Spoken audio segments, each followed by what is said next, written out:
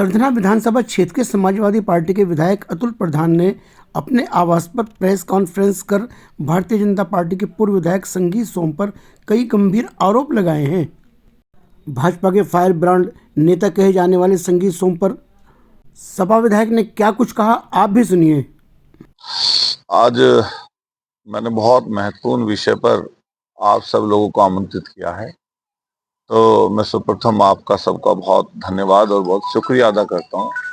अभी कुछ दिन से एक आध इश्यू पे, जहां से मैं विधायक हूं सरधना से, क्योंकि कई बार कुछ चीजें ऐसी होती हैं जिसमें कोई व्यक्तिगत अगर कोई बात हो तो उसमें बोला नहीं जाता।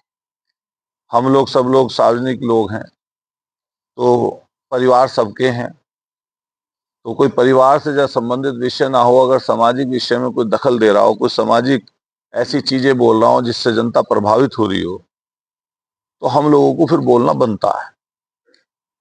मैं सर्वप्रथम आप सब लोगों से ये कहूंगा कि मैं जिस पेशे में हूं, जो राजनीतिक जो हमारी पृष्ठभूमि है, हम लोगों ने छात्र राजनीति से अपनी शुरुआत की है और बहुत मेहनत और मशक्कत से 2 बार चुनाव हारे और फिर जीते हैं। 2022 में एमएलए बनने का मौका मुझे मिला और ये इत्तेफाक कहिए, सहयोग कहिए या क्षेत्र कहिए, हम और हमारे प्रतिद्वंदी जो हमसे 2 बार पहले जीते थे चुनाव, जनता ने उन्हें चुनाव जिताया। 2 बार वो चुनाव जीते तो हम लोग अपने क्षेत्र में काम करते रहे। फिर हम लोग जो है चुनाव जीते, पहले जनता ने उन्हें मौका दिया, फिर हमें मौका दिया। तो मैंने हमेशा कोशिश की है कि कोई ऐसी बात, कोई ऐसी चीज जिससे सामाजिक रूप से लोग ये कहें कि भाई ये बात आपने गलत बोली है, तो मैं कोशिश करता हूं कभी ना बोलूं।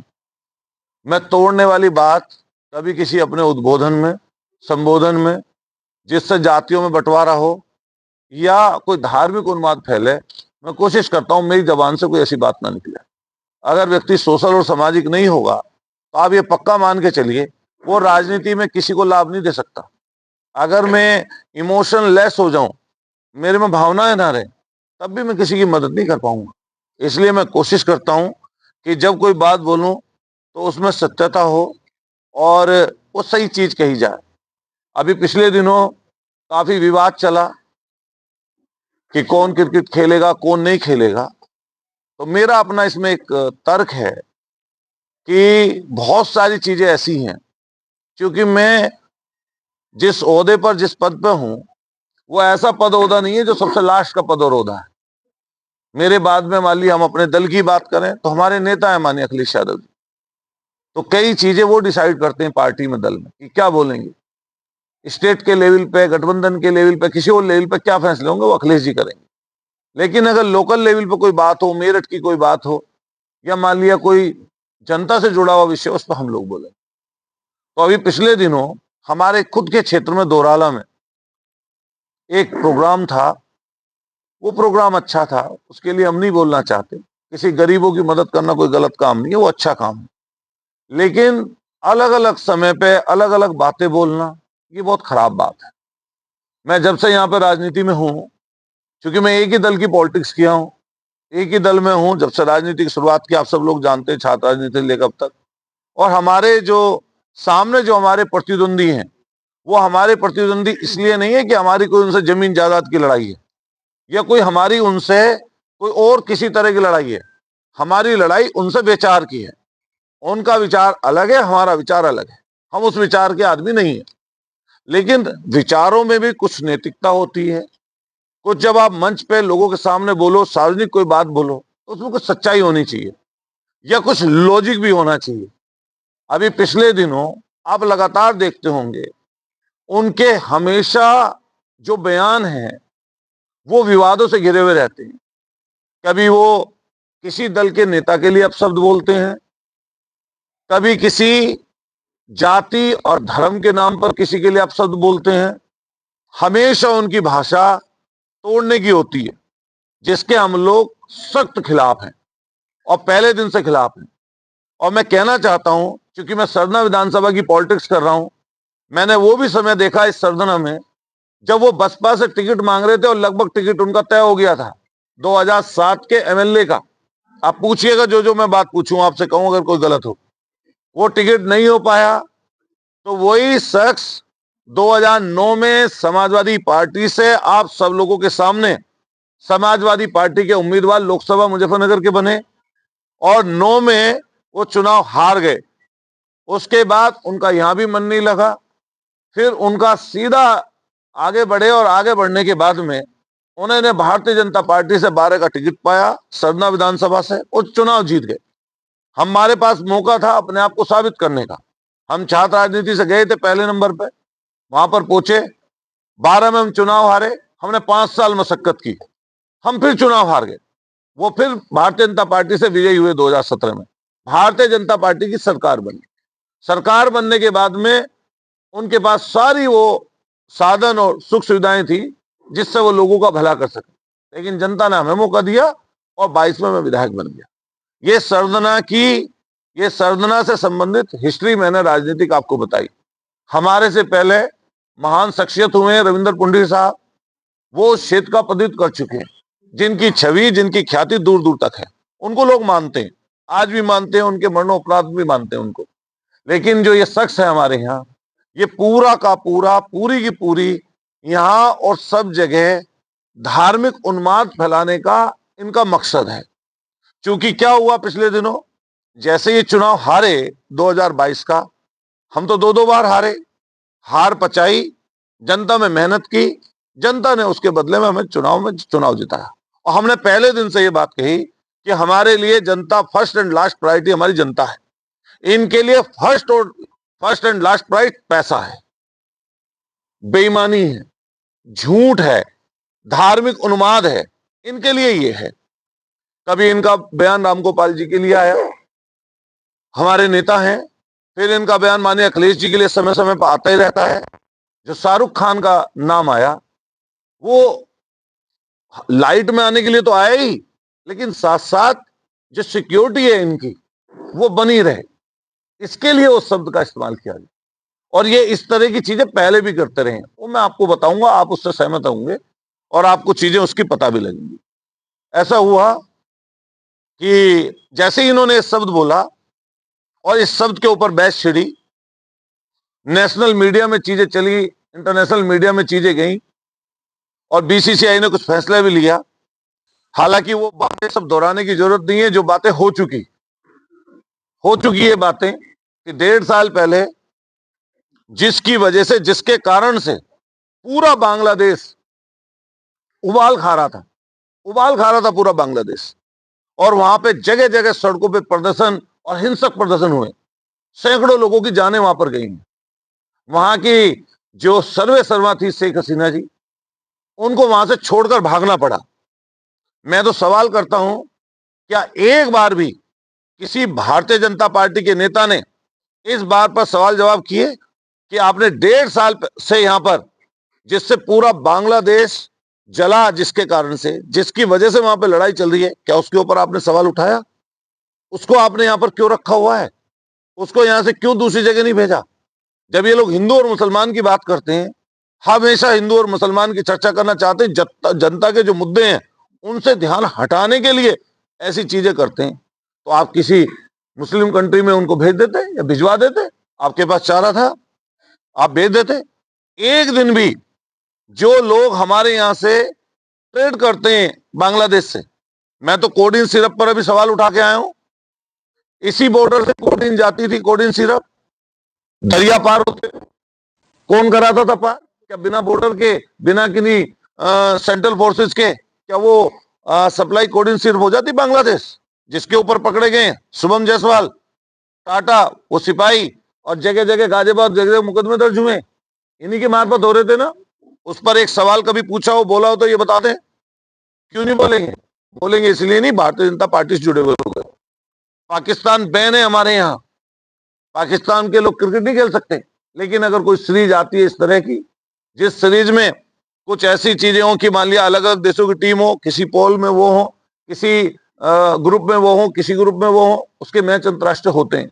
लेकिन बीसीसीआई ने जो सूची सौंपी होगी उसी सूची के आधार पर क्या नाम उस खिलाड़ी का नाम आया होगा।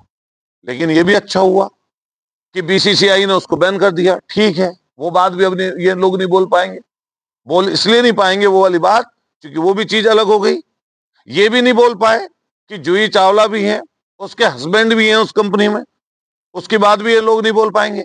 और फिर अगर प्रसन्नचिन्ह ये लोग जहीर खान पर उठाने लगे, जिसको माननीय मुख्यमंत्री जी ने अभी मुरादाबाद के खिलाड़ी को इनाम दिया है, अमरोहा के मोहम्मद शमी, उसके लिए ये लोग बोलने लगे।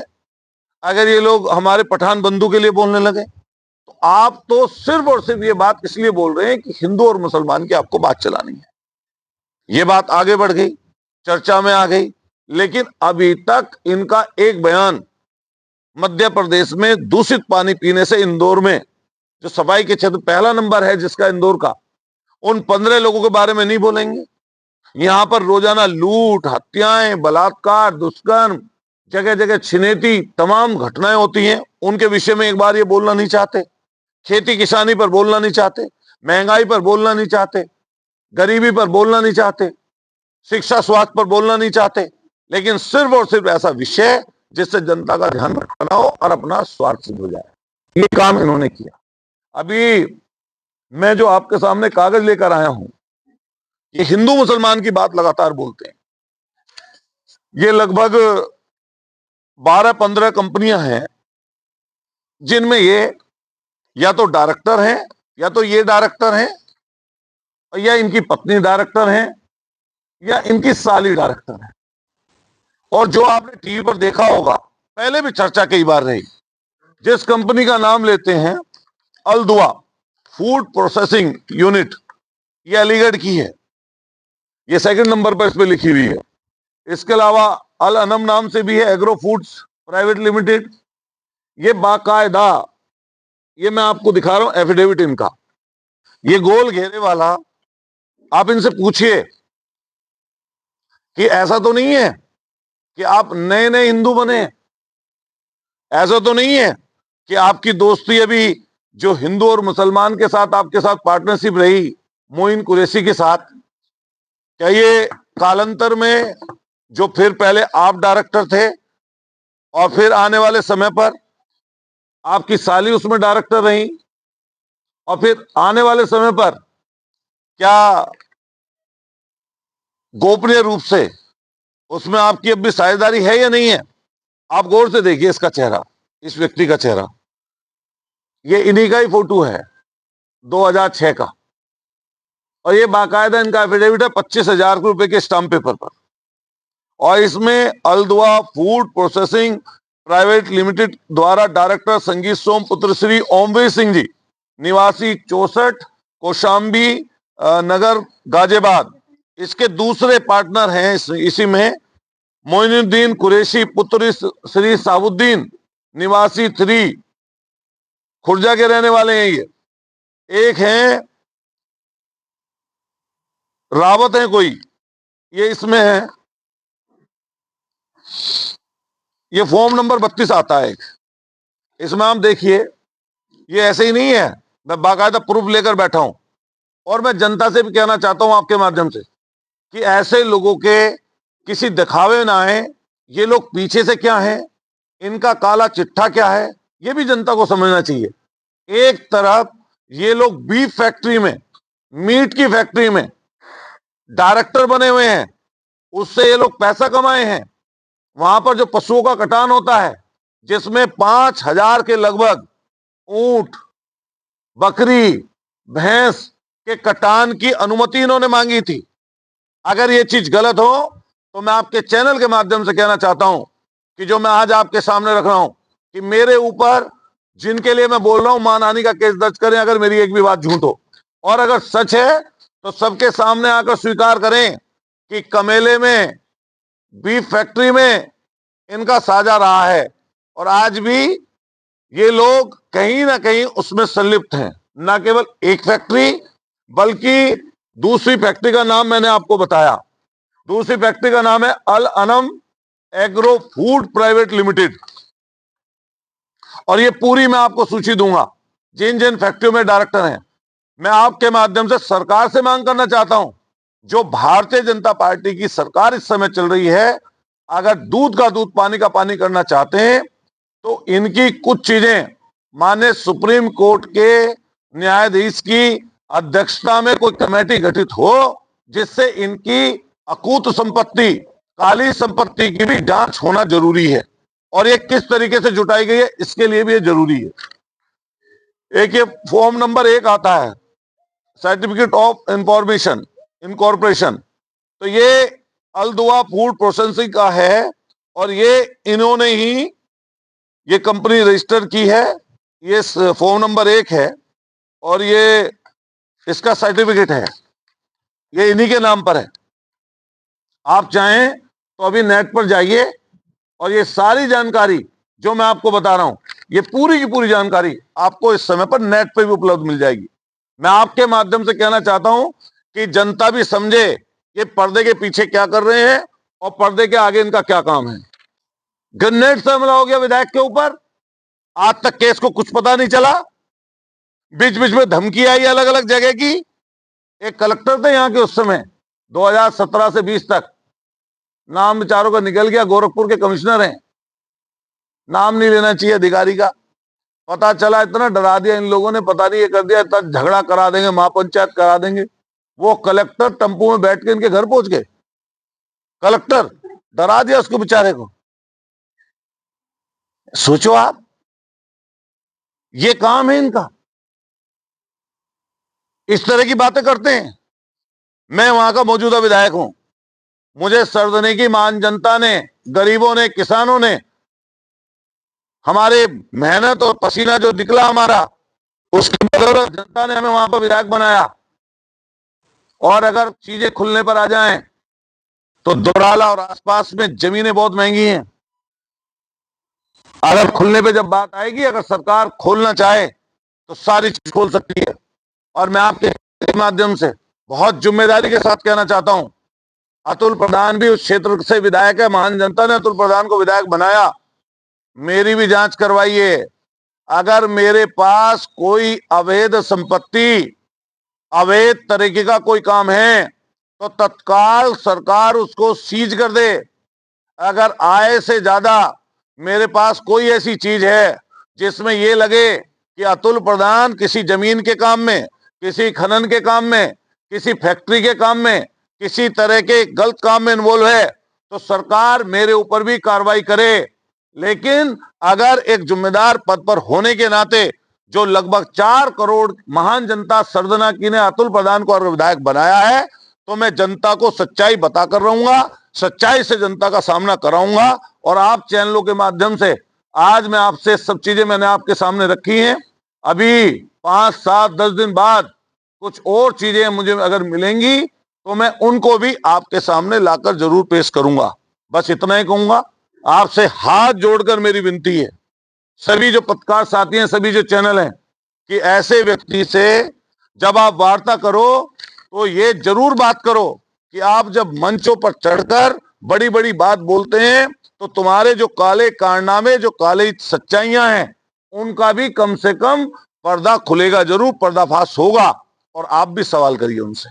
शाहरुख खान जी के लिए हमें ये कहना है, और मैं इनको भी जी लगा कर बोला हूं, तो शाहरुख खान क्योंकि उम्र में भी ज्यादा हैं, इसी देश की सरकार ने उनको बड़ा जो है राष्ट्रीय पुरस्कार उनको मिला है।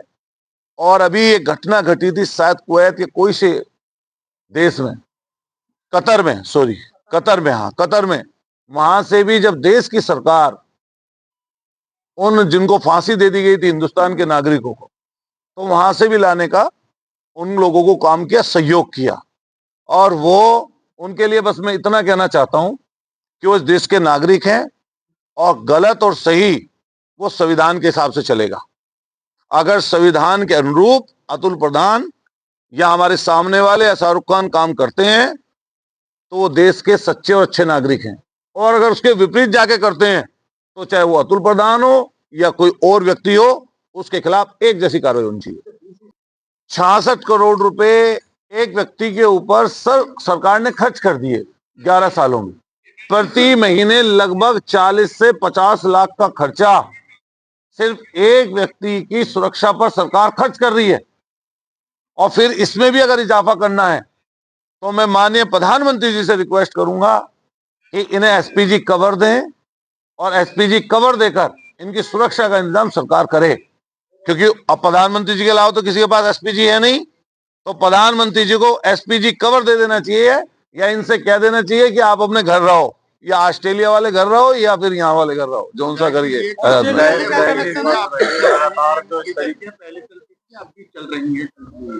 अच्छा, ये एक बोलते हैं स्लीपिंग सेल, तो ये जो पीछे से पर्दे के पीछे से काम करने वाले लोग हैं ना, मान लिया उसमें अगर कारोबार चल रहा होगा तो चला रहे होंगे, ले रहे होंगे पैसा उससे, इसका तो सरकार जांच करे। रामराज चल रहा है उत्तर प्रदेश में, फिर ये जांच खुल भी नहीं पा रही। हे राम, क्या बात आपने कर दी। भगवान राम जी का नाम लिया, लेकिन इनके लिए तो भगवान सिर्फ राम जी का नाम, इनकी राजनीति चलाने के लिए हमारे लिए वो आराध्य हैं और हमारे लिए पूजनीय हैं। हम लोग भगवान राम जी को मानते हैं, लेकिन ये जांच करें इसकी। साहब की तो खुद की सेना है, फिर इन्हें सुरक्षा की क्या जरूरत है? इनकी तो अपनी सेना हिंदुस्तान एक है, जिस पर हम सब लोग प्राउड करते हैं। उसके लिए हम लोग कुछ भी कर जाने की क्षमता, उसके लिए हमारे मन में श्रद्धा है। ये जो उन्होंने सेना बना रखी है, ये लोगों को डराने के लिए, धमकाने के लिए, लोगों को नीचा दिखाने के लिए, जात धर्म की लड़ाई कराने के लिए सेना बना रखी है।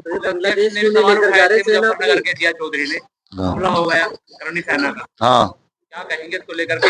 हमारा सीधा एक कहना है, हम किसी पर जब आरोप प्रत्यारोप की बात कर रहे हैं तो मैं प्रूफ के साथ बैठा हूं, तो मैं उनका राजनीतिक रूप से उनकी विचारधारा अलग है, मेरी विचारधारा अलग है, तो मैं जो कोई बात कहूंगा फैक्ट के साथ कहूंगा। और कोई हमारी उनसे इंडिविजुअल कोई लड़ाई नहीं है, हमारी कोई लड़ाई उनसे कोई जमीन जायदाद की नहीं है, ना उनके घर परिवार की मेरे घर परिवार से लड़ाई है, न मेरे उनके परिवार से कोई लड़ाई है। तो हम जो बात कह रहे हैं वो जो हमारे प्रतिद्वंदी हैं, पूर्व के विधायक हैं, उनके जो बोलने में और काम उनका करने में जो अंतर है उसको हम बता रहे हैं। विधायक जी, संजीव सोम जी ने पहले कंपनी बेचने के कागज आप दे दिए थे, फिर इस बात को क्या मतलब? अच्छा, ये आपने बहुत अच्छा सवाल किया। मैं 10 कत्ल कर दूं और कत्ल करने के बाद में कहूं अब तो मैं हो गया बस छुट्टी, अब तो मैंने 10 साल की सजा काट ली, तो मैं तो कातिल हुई नहीं। ये बहुत अच्छी बात कही आपने। भाई वो ये बताए ना, मीट कारोबार में थे या नहीं थे? अगर मीट कारोबार में थे या अब भी पीछे से हैं, या उनकी शराब फैक्ट्री है, या मीट रखने की, फिश रखने की फैक्ट्री है, तो उसके बारे में खुद साफ करें ना, क्या था। अगर किया है काम तो बता दें, कितना भी भेजा, एक्सपोर्ट किया, बताएं।